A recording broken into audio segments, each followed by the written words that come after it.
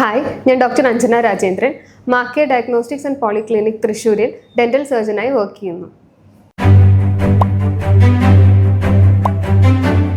കുട്ടികളിൽ മുഖദന്ത വൈകല്യങ്ങൾക്ക് കാരണമായേക്കാവുന്ന ചില ഹാബിറ്റ്സ് ആണ് tongue thrusting, mouth breathing, thumb sucking, bruxism, lip biting, nail biting എന്നിവ. ആദ്യത്തേതാണ് തം സക്കിംഗ്, അതായത് വിരൽ കുടിക്കൽ.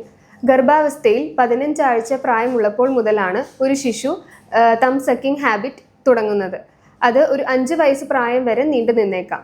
അങ്ങനെയുള്ള സാഹചര്യത്തിൽ 5 വയസ്സ് പ്രായത്തോടു കൂടി തന്നെ ആ ഹാബിറ്റ് ബ്രേക്ക് ആവുകയാണെങ്കിൽ തന്നെ ആ കുട്ടികളിൽ ദന്തവൈകല്യങ്ങളോ മുഖവൈകല്യങ്ങളോ ഒന്നും ഉണ്ടാവാനുള്ള സാധ്യത വളരെ കുറവാണ്.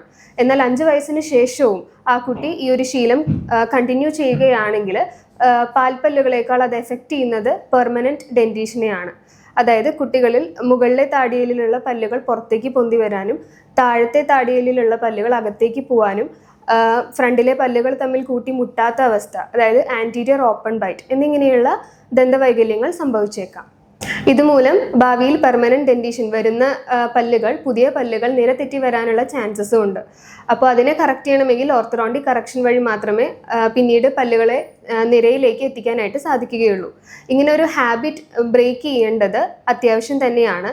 അതിന് വേണ്ടിയിട്ടുള്ള ഓർത്തഡോണ്ടിക് അപ്ലയൻസസും അവൈലബിൾ ആണ്. അതായത് ടങ് ക്രിപ്പ് അല്ലെങ്കിൽ പലൈറ്റൽ ക്രിപ്പ് എന്നിങ്ങനെയുള്ള അപ്ലയൻസസ് ഉപയോഗിക്കുന്നത് വഴി കുട്ടികൾക്ക് ഈ തം സക്കിംഗ് ഹാബിറ്റ് നിർത്താനായിട്ട് സാധിക്കും. ജനിച്ച 6 മാസം വരെ പ്രായമുള്ള കുട്ടികളിൽ നാക്ക് തള്ളൽ സ്വാഭാവികമാണ്. എന്നാൽ അതിനുശേഷവും അതേ ശീലം കണ്ടിന്യൂ ചെയ്യുമ്പോഴാണ് ദന്തവൈകല്യത്തിനും ഭാവിയിലുള്ള സംസാരത്തിനുള്ള ബുദ്ധിമുട്ടുകൾക്കും എല്ലാം വഴിയൊരുക്കുന്നത്. നേരത്തെ പറഞ്ഞ തം സക്കിംഗ് ഹാബിറ്റുള്ള കുഞ്ഞുങ്ങൾ, അതല്ലെങ്കിൽ കൃത്രിമ നിപ്പിൾ ഉപയോഗിച്ച് പാല് കുടിക്കുന്ന കുട്ടികൾ എന്നിങ്ങനെയുള്ള കുട്ടികളിലാണ് കൂടുതലായും ടങ് ത്രസ്റ്റിംഗ് ഹാബിറ്റ് കാണപ്പെടുന്നത്. ഇതുമൂലം ഓപ്പോസിറ്റ് പല്ലുകൾ, അതായത് മേൽത്താടിയിലെയും കീഴ്ത്താടിയിലെയും പല്ലുകൾ തമ്മിൽ കൂട്ടിമുട്ടാത്ത അവസ്ഥ, ഓപ്പൺ ബൈറ്റ് എന്നതിന് കാരണമൊരുക്കുന്നു. ടങ് ത്രസ്റ്റിംഗ് ഹാബിറ്റുള്ള കുട്ടികൾക്കും ഓപ്പൺ ബൈറ്റ് പോലെയുള്ള മാൽ ഒക്ലൂഷൻ പെർമനന്റ് ഡെന്റീഷനിൽ കാണപ്പെടാറുണ്ട്. ഈ ഹാബിറ്റ് ബ്രേക്ക് ചെയ്യുക എന്നത് തന്നെയാണ് ഇതിൻ്റെ ട്രീറ്റ്മെൻറ്റ്. അതായത് തം സക്കിംഗ് ഹാബിറ്റിന് ഉപയോഗിക്കുന്ന ടങ് ക്രിപ്പ് പോലെയുള്ള അപ്ലയൻസസ് ടങ് ത്രസ്റ്റിംഗ് ഹാബിറ്റും ബ്രേക്ക് ചെയ്യാനായിട്ട് ഹെൽപ്ഫുള്ളാണ്. മൂക്കിലൂടെ ശ്വസിക്കാൻ ബുദ്ധിമുട്ടുള്ള കുട്ടികളിലാണ് കൂടുതലായും മൗത്ത് ബ്രീതിങ് ഹാബിറ്റ് കണ്ടുവരുന്നത്.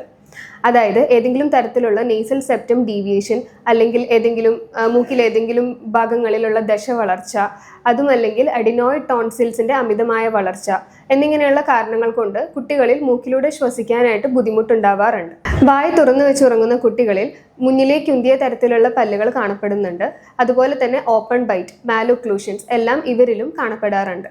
ഓറൽ സ്ക്രീൻ എന്നിങ്ങനെയുള്ള അപ്ലയൻസസ് ഉപയോഗിച്ച് തന്നെ നമുക്ക് ഈ മൗത്ത് ബ്രീത്തിങ് ഹാബിറ്റ് ബ്രേക്ക് ചെയ്യാനായിട്ടും സാധിക്കും. ഇതുപോലെയുള്ള ഹാബിറ്റ്സ് കുട്ടികളിൽ നേരത്തെ തന്നെ കണ്ടെത്തി അവർക്ക് അതിനനുയോജ്യമായിട്ടുള്ള ചികിത്സ ഉറപ്പുവരുത്തേണ്ടത് മാതാപിതാക്കളുടെ കടമയാണ്.